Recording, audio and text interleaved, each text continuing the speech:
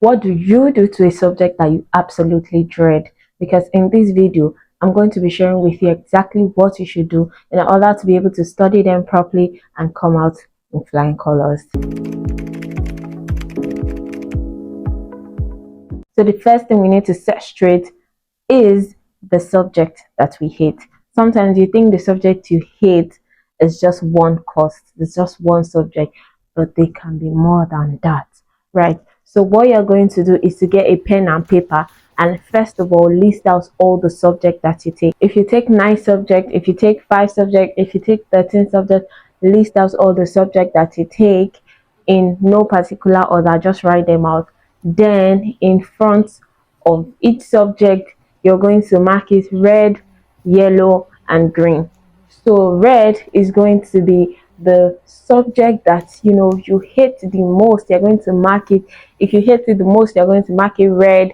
If it's that it's just somewhere in the middle, you're not exactly sure if you hate it so much or but you know that you don't love it, you're going to mark it yellow. And the ones that you really love, you're going to mark them green. So we're marking them in order with our preference of the traffic light color, right? So green is like your favorite, yellow is like they're just somewhere around there, and red is like your least favorite, right? So the essence of this is to help you know the subject that you actually hate, like blatantly, and the ones that you don't really love them but you don't really hate them. So the traffic light method is better. The reason I would not tell you to do the 1 to 10 rating is because when you use the listing method, there's a tendency to be biased with yourself and to think that it's just the 10th one that you don't like, right? So when we are done with this, we're done with step 1. Next thing is to ask yourself why. Know your why. Why did you choose red for this subject? Why did you choose yellow for this subject?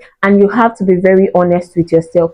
Is it that you don't like it because it's too difficult or it's too voluminous, or you don't have interest in it because you don't understand how it relates to the specific course that you are studying in school, or you feel like you're never even going to need it, or you don't like the lecturer? You have to be honest with yourself as to why you don't like it, because that's what we're going to use to address the problem. In the words of Peter Drucker, you cannot improve what you do not measure. So you have to know what is wrong first before you know how to approach it, or before you actually approach it. So the next thing we're going to do after we know the why, after we already know why we hate this subject, is to create a plan. Now the essence of this plan is for a systemic structure to exist so that we can now study this subject, because at the end of the day we have to study it. We know that we have to study it so that our result is good. When the results comes out and you're having A's and B's in the rest, and you're having C's in that one, and they're like, why? Are you like, because I don't like it?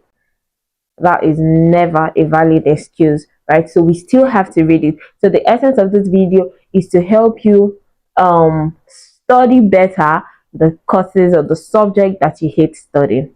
So while you're studying, you're not studying them with bias of hatred. At the end of the day, you're going to take exams for this subject, and even with the fact that you hate them, you truly do not want to fail them. So first thing first, create a plan. Our number 1 plan is to eat the frog, doing the hard things first. Now this is something like you have to pick a day that you don't have any classes, right? Maybe it's a particular day of the week for you that you don't have any classes on that day, or it's a Saturday. Pick that day. Let's just say Saturday. In the morning when you wake up, take your bath, wear something nice, something that you love, be excited ahead of the day, right? Just be happy for the day. Like, let your happiness be for no reason. You're simply just happy because you woke up on a Saturday morning, you've taken your bath, you've eaten breakfast, you want something nice that you feel so beautiful and confident in, or that you feel handsome in, right? And then you must have taken a mental note the day before so that you want to do this thing, you want to study that particular subject that day, right? Decide that throughout that day, that's the only thing you're going to study. That's why I said that you should make it a day that you don't have any class, because throughout that day, that's what we're going to be reading. Then the next thing to do, the second plan, is interleaving. After you must have gotten to wherever you're going to be studying, you must have eaten breakfast, you must be excited to study. Not necessarily the subject, but you are excited to study. That's the point. You can start and use the interleaving study technique. I explained this in one of my videos here. Interleaving is basically you replace the subject that you do not love with the ones that you love. So if the subject you actually want to read is English and you don't like English, what you like is mathematics, what you're going to do is that you're going to read English for 40 minutes or 1 hour, and then you switch to math for like 20 minutes or 30 minutes, then you go back to English. That way you're not taking breaks because it's not time for break, but then you're relieving yourself of the stress of reading what you don't like by replacing it with a subject that you like. Then the third plan is to read it chapter by chapter. Take it slow, take it in manageable chunks so you don't become overwhelmed and you're angry all over remembering why you hate the subject in the first instance. So calm down and read it small. It's okay if you were going to be reading physics, for instance, you would have covered 10 pages, but because you don't like this particular subject, you are still on the third page. It is completely fine. It is better to understand that 3 pages very well and be sound and to cover that 10 pages that you still will not do very well in the exam. Another plan is to study with others. If you hate the subject, maybe because it's very difficult, then the first thing you want to do is that before you actually sit down to start reading the subject, you look for somebody who you know is sound in that subject to explain it to you. So after the person must have explained it to you, be sure you get it before you leave the person. Don't form person has tried, let me leave her whether I understand it or not. If you don't get it, draw the person back. If you get it, you move ahead. Do not leave until you get it. And once you get it, the next thing to do is to read that subject immediately after the tutorial. So immediately after the person has explained to you, immediately after the person has taught you, immediately after you guys are done with the study group and the whole explanation, the next thing is to go somewhere and do your own personal reading. Do not postpone it to the next or the following, because when you do that, you can forget what the person already explained. But if after the explanation you go and do your own personal reading on it, then it sticks more, right? This works best if the reason you hate it is because maybe it is voluminous or it is difficult. Let me just wrap it up by saying that while you're doing all of this, you must remember your why. Your why must be at the top of your head, and your why in this case is why you are taking that subject.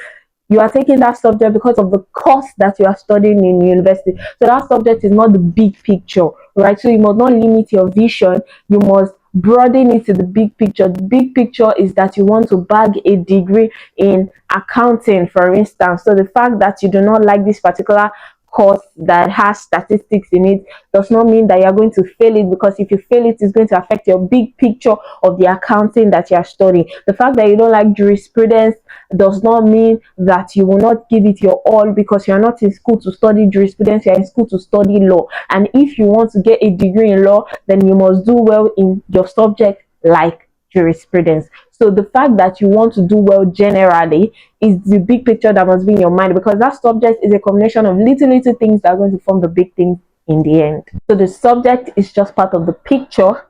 It is not the big picture. So whenever you get overwhelmed, frustrated, tired, everything, think about the big picture. This also helped me when I was in school in studying subject that I did not like, right? It was not all my subjects in every level that I loved. There were some that I hated, it stressed me out.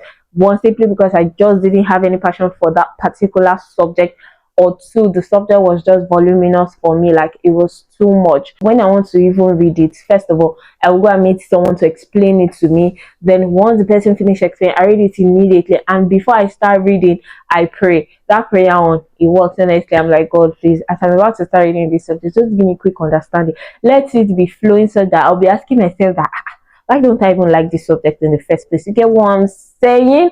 Exactly, that's it. So I'm rooting for you. Don't forget everything that we said in the beginning. Rate them out. Don't use the 1 to 10. Use the traffic light, because it helps you to know the ones that you truly love, the ones that you truly do not like, instead of in grades or ranking or whatever. Then after that, know why you hate them in particular. Then that why is what will help you address them, in whether you just need to dedicate time to actually study it, or sometimes the reason you think a subject is difficult is because there's just something. You just need to understand one topic, and then every other topic in that subject makes sense. So if it's that case, what you just really need to do is to sit down and study, or meet someone to explain to you.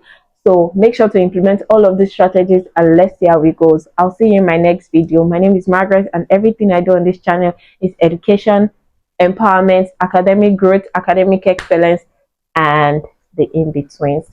Bye.